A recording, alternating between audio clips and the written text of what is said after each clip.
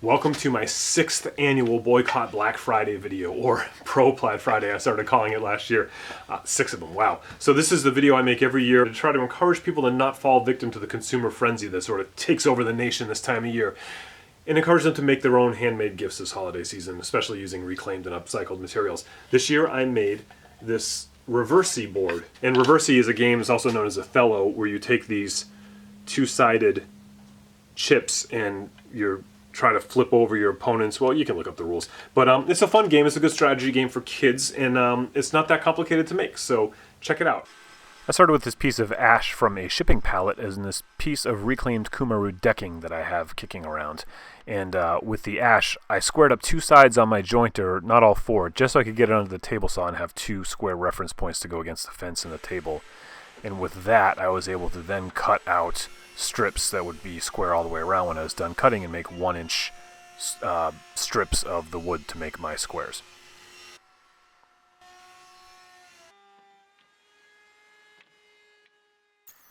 Then I cut some of that Kumaru into 1/8-inch strips that I'm going to use to make the lines that go in between the playing squares.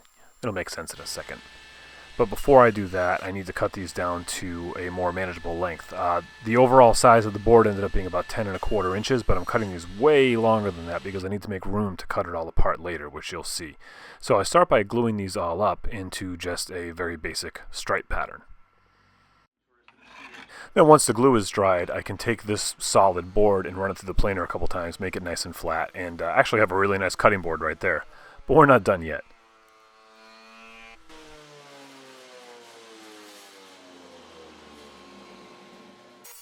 I want to make equal squares, so obviously both sides have to be the same, and I checked my math very carefully and set up a very careful fence to make sure that I was cutting these into perfect squares. So once I've got that all set up, you can see I just made 8 rows, because the board is actually 8 by 8. I probably should have mentioned that sooner in case you weren't counting. And so now I can stick my other 1/8-inch slices of Kumaru in between each one of these slices, and you can see the grid now starting to take shape. This is very similar to the method you would use to make a checkerboard, but if you're doing that, you would use alternating colors of wood of the same size, and you wouldn't put those stripes in between. You would just flip them backwards and alternate them. But this was kind of fun. I just had to start squaring it up, and then, I don't know, I thought that shot looked cool backwards. But so now that I've got this all glued together and my final shape is made, I start running it through the planer and just make it as smooth and flat as I possibly can.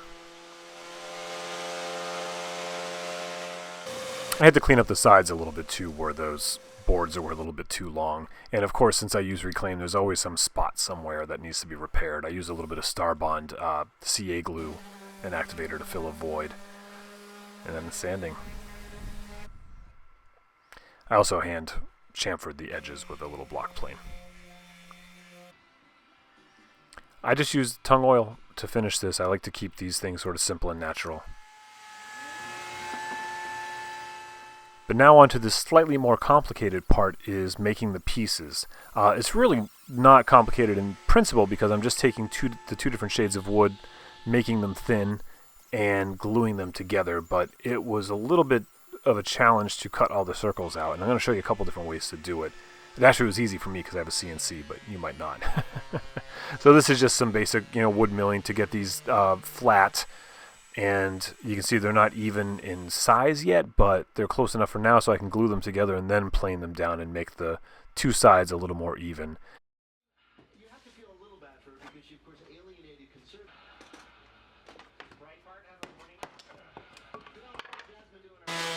Now I can even them out through the planer, and my blanks are ready to go.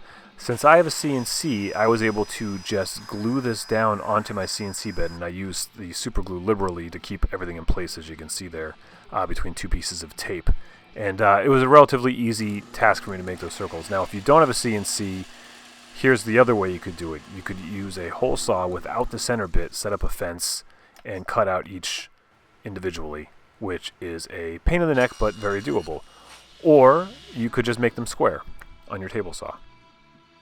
They're going to work just as good like that too. I actually kind of like the square look. I did those after making the circle ones, and I kind of wish I made them all square. But of course I had to clean them up a little bit after that CNCing, And oh, here's another option too I came up with, was to just take a piece of dowel, slice it, and burn one side, and then you can get like a real sort of easy, inexpensive way to do that. And that's all there was to it. I did spray a little bit of lacquer on the pieces just to protect them, and I hope you enjoyed.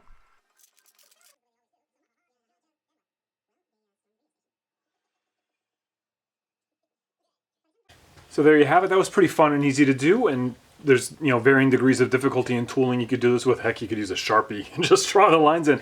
And the pieces, of course, you know, I showed you a couple different ways you could do that without necessarily all the fancy and expensive tools.